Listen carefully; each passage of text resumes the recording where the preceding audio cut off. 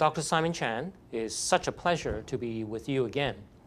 Every year, I have the opportunity to talk to you concerning how to help young people to get into their prospective college, professional school, graduate school, and also future career. Today, I will have the pleasure to talk to you about application success strategy. It doesn't matter that you really want to be a medical doctor, a lawyer, a business person, a veterinarian, a dentist, or just a scholar of a particular discipline.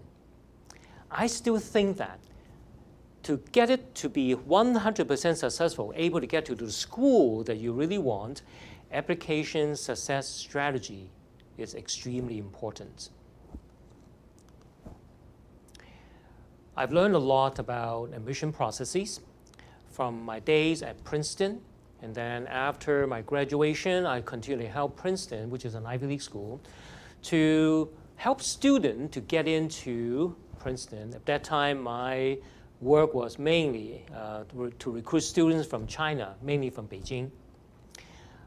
Thereafter, after I gone into medical school and later on become a medical doctor, I also helped New York Mount Sinai Medical School, Los Angeles, UCLA, to help admission office to screen students and also to give opinion on how to make sure these students will fit into either Mount Sinai or UCLA.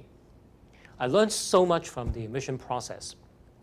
Today, I'm no longer doing admission processes for these schools. However, what I learned became a very successful strategy for a lot of my students because now I use one-on-one counseling, one-on-one coaching, one-on-one consulting method to make sure that my student will have a one-of-a-kind application success strategy. My success rate with students so far is 100%.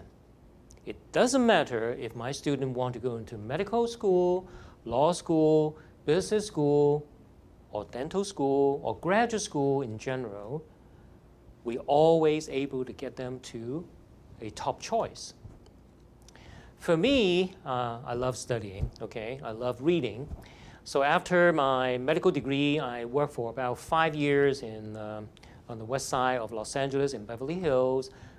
Interesting enough, after about 5 years, I noticed that I do know a lot about medicine, but I don't know a lot about society. So therefore, on the weekends, I went back to school to study a master in business, a master in management and public health, a master degree in group psychology, and then last was a master degree in law. Now I can say that I do know about society much better in respect to business, law, people, etc. I enjoy studying, so I pass it on to my students. Let's start talking about law school application. The best law schools in the United States has always been about the same range of school. Yale always number 1, Stanford, Harvard about number 2, number 3, Columbia number 4, University of Chicago about number 5. The key is here.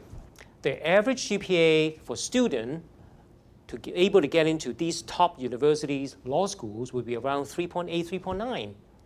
The LSAT, the law school test, is about 170, 172, 173. Yale usually require a lot more than other schools. The acceptance rate would range anywhere between about 8% to about 20-some%.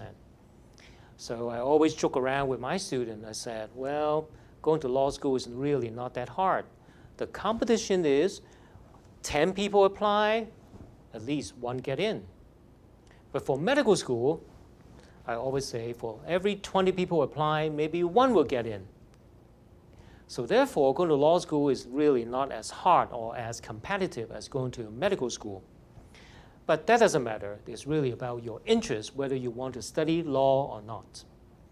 The other top university, they also do the same. GPA requirement around 3.7, 3.8, LSAT around 170. Admission rate is still around 10 to 15, sometimes as high as 20%. For example, look at Cornell, it's 19%. It's really not that hard to get into law school in that respect. To become a lawyer, to be successfully admitted to law school, many students think that it's really about they're able to argue. They love to argue, especially with their friends, with their parents, and they win every single time. So therefore, to be a lawyer is the most natural career for them.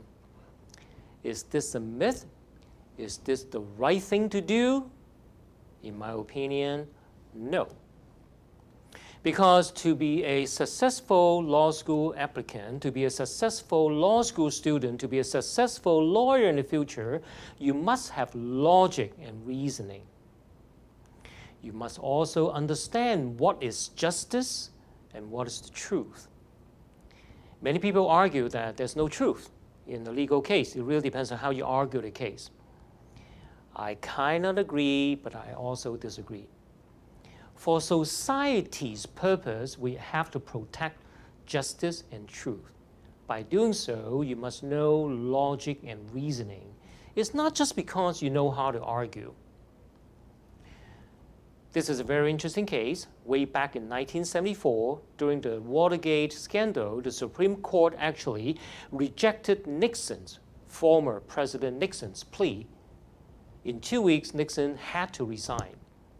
The Supreme Court said that we are here to protect the nation's justice, but not allowing the president to use his very ultimately and significantly executive power. This is a clear demonstration that the nation, the country, the society need to use logic and reasoning to protect justice and truth. Nixon, he did lie in this process during Watergate. Mrs. Liebeck sued McDonald. She got $2.7 million suing McDonald on a third-degree burn after she spilled a cup of coffee on herself. Sounds great for the plaintiff. Doesn't sound very good to me, and doesn't sound very good for logic and reasoning, and doesn't sound very good for societal justice. There is a truth, but where is the justice in this case? Lots of military soldiers sued the company called 3M. During the Afghanistan war, the Iraqi war, thousands of soldiers came back to the United States and filed lawsuit about hearing loss against 3M because they were using so-called defective or maybe not so defective earplugs in combat. So they lost hearing. $9.1 million as a settlement. Not a huge amount of money, but is there logic? Is there reasoning? Is there justice? Is there truth? I think for law school applicants, law school students, future lawyers, you must protect the society with justice and truth by logic and reasoning. So therefore, to go to law school, you must love reading. Your reading comprehension skill is great because you have to read a lot of law cases. Your analytical skills, your writing skill need to be A+, because after you analyze the case, you need to write the law case. You have to present to other lawyers. You also have to present to the judge. You need to have divergent thinking. From one point, diverge into many possibilities, and from many possibilities, you need to converge back as a final judgment. Who's killing who, right? So therefore, in this process, besides your school GPA, you must also understand how to crack so-called the LSAT, LSAT. Business school. Top US business school today is no longer Harvard, actually Stanford, and then UPenn Walton School, and then Chicago, University of Chicago, and then Northwestern. Harvard no longer number 1 and is today number 5. It doesn't matter. Los Angeles downtown is packed with Harvard MBAs, packed with Harvard lawyers as well. It is not that hard in going to top university business schools. The average GPA anywhere between 3.6, 3.5 to 3.8. GMAT is about 720, 730.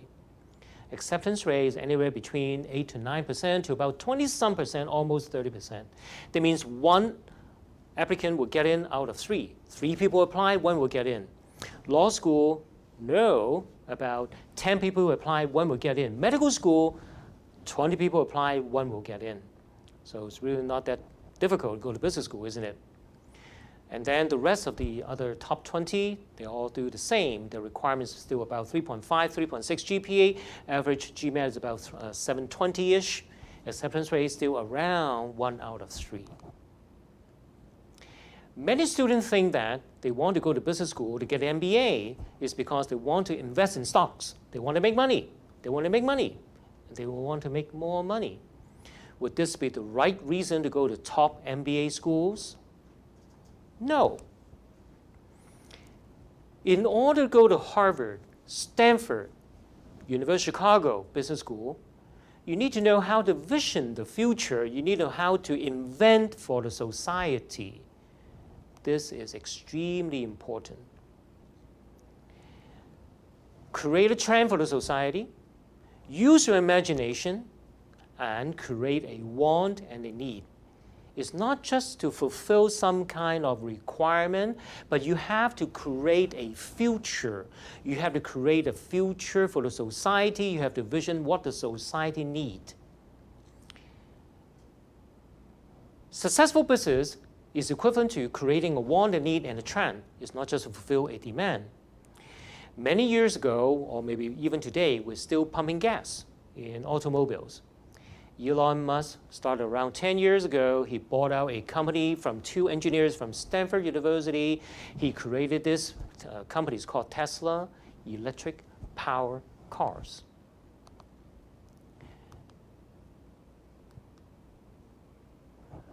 In the future, we need to clean the environment.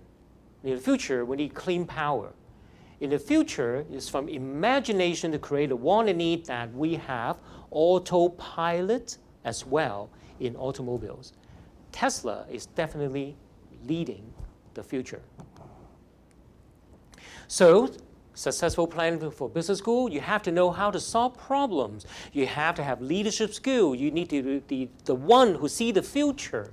You also need to have management skills. Management of what? You need to know how to manage people. You need to know how to manage money, of course.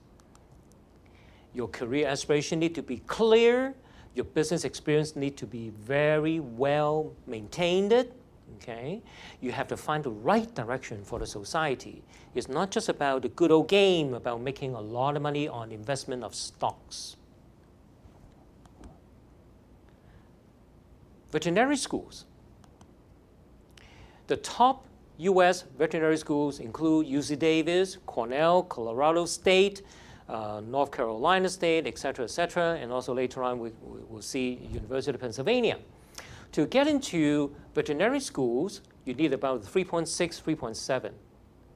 The average GRE is about 150 to 160 out of 170. Acceptance rate is anywhere between 10% to about 20-some%. Again, in my opinion, it's not that hard. Not that hard, not only because the opportunity is not that difficult, it's really, do we have the right people to become a veterinarian doctor? The myth is, I love dogs, I love cats, I love pets, so therefore I should be a veterinarian doctor. In my opinion, no. Wrong reason. Because to become a veterinarian doctor, you have to love animals. That is only the basic requirement. But at the same time, you have to build a relationship with animals. You need to know how to preserve their lives.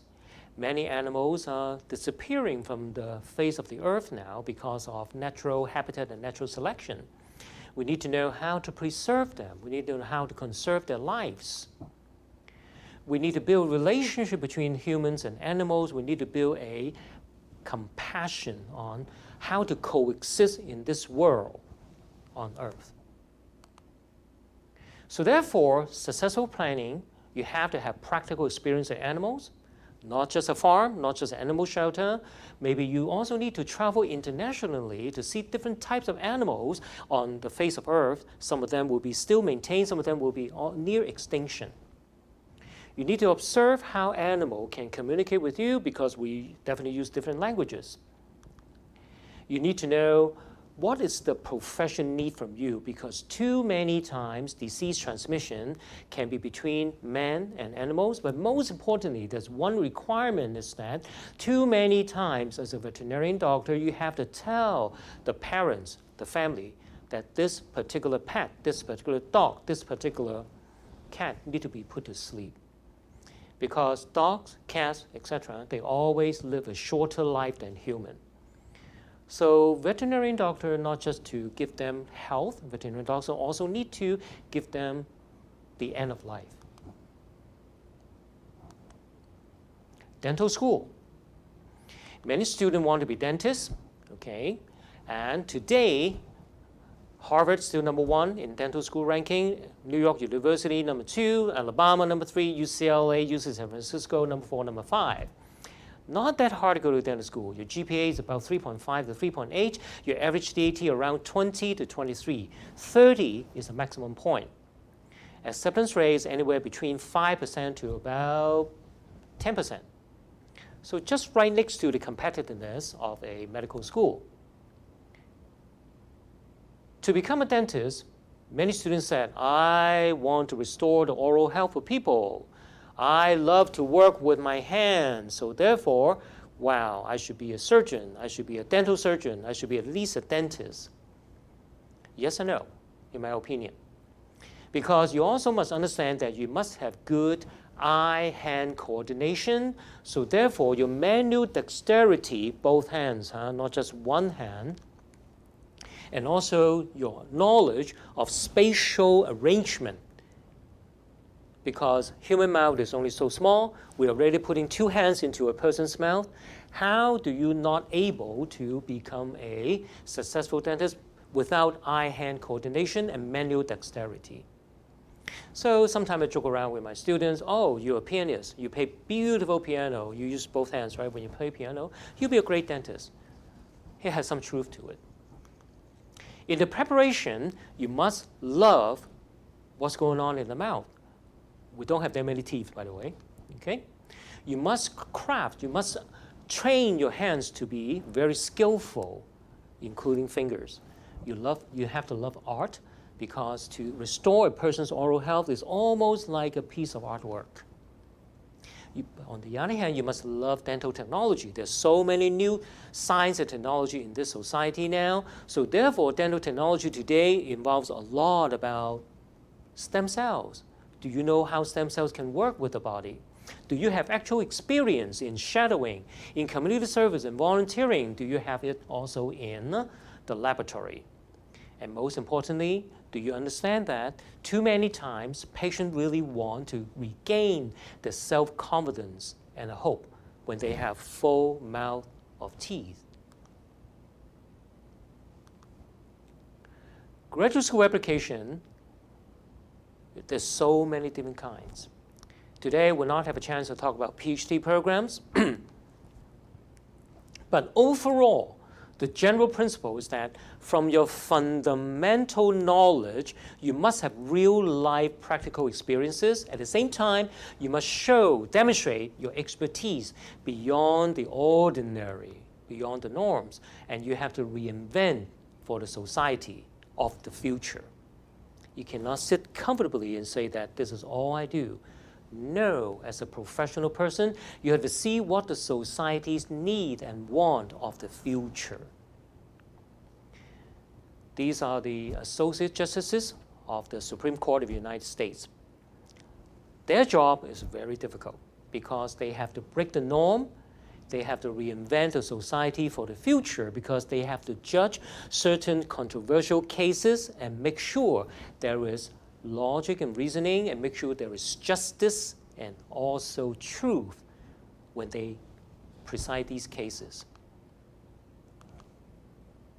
Nike, breaking the norm. Microsoft, reinventing the future. Amazon probably did do both breaking the norm and also inventing the future. Facebook, breaking the norm, the first platform for social media. PayPal, reinventing the future. Google probably did do the job of both breaking the norm and reinventing the future. I'll be surprised to find out that which student, which person does not use Google in our society today. Suni Lee, I admire her. She's only 18. She's a gold medalist in the women's gymnastics all-around competition this year, 2020, in Tokyo Olympics. The key about her is that she is the first Hmong American Olympic gymnast. If I ask 100 people, do you know the word Hmong? Do you know where's the country Hmong? Do you know where the Hmong people reside? I would guess maybe only 10 people would know who are the Hmongs.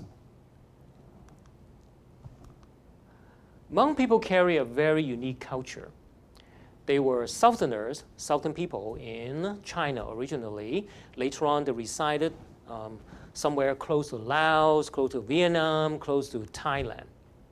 However, during the Indo-Chinese War of the 1960s, the Hmong people were used by, and actually enticed by the American government as well as the CIA to become soldiers and spies against the Laos, against the Vietnamese. So therefore, the communist Northern Vietnamese actually create a huge massacre, a lot of killing of the Hmong people in that region. So they have no choice. The couple million, 1 to 2 million people actually became refugees of the United States and many different countries. The Hmong people actually reside in Northern California, in Wechat County, in Sacramento, and also in Minnesota, in the Midwest. Hmong people are not very famous because their so-called countries already disappear from the map of the world. However, the traditional Hmong dance is very similar to gymnastics. Maybe that was the motivation for Suni Lee to become a gymnast. She's so proud to present and represent American athletes. But very interesting is that when she was young, she had a lot of challenges. She specialized in uneven bars and balance beam. She said in an interview, I focus more on bars and beam just because these are my strongest events. And I just try and maintain whatever I can do on floor and vault. And most importantly, I am still consistently training on all events to contribute to my US team.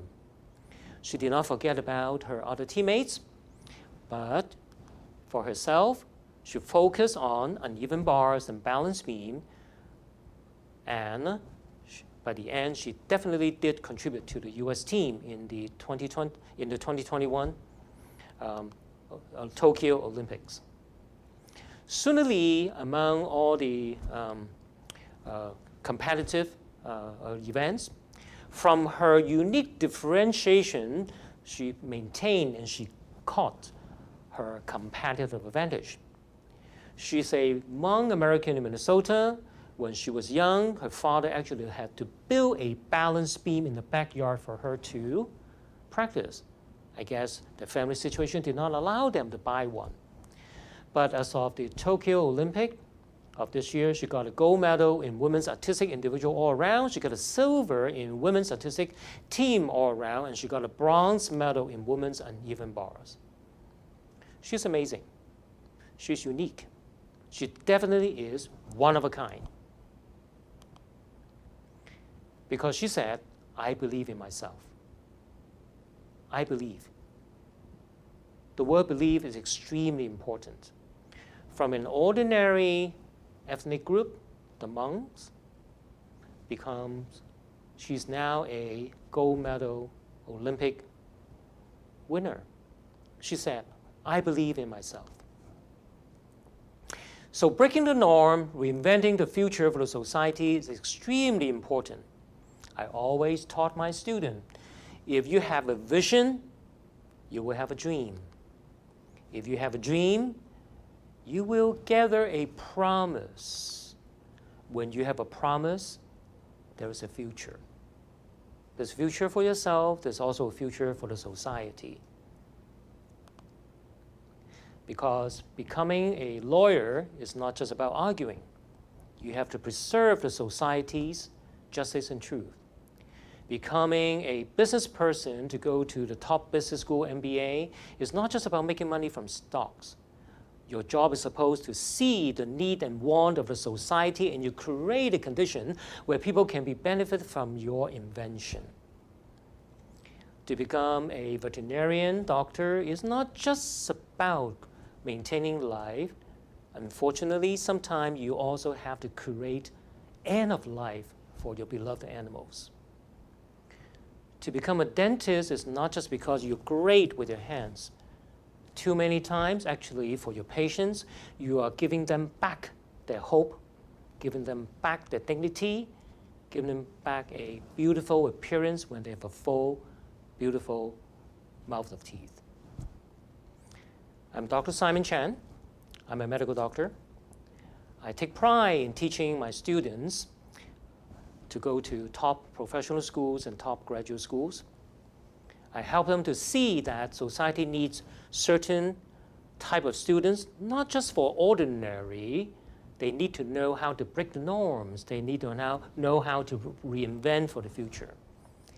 Once you're able to see that, you have the ability to create need and want as well as reinventing for the society. Your chance to go to these top professional schools and graduate school essentially will be secured. I'm proud to say that my students, doesn't matter if they apply to law school, business school, veterinary school, dental school, and other graduate schools, our success is always 100% because we see things differently. We're here to break the norm, and we're here to create for the society for the future.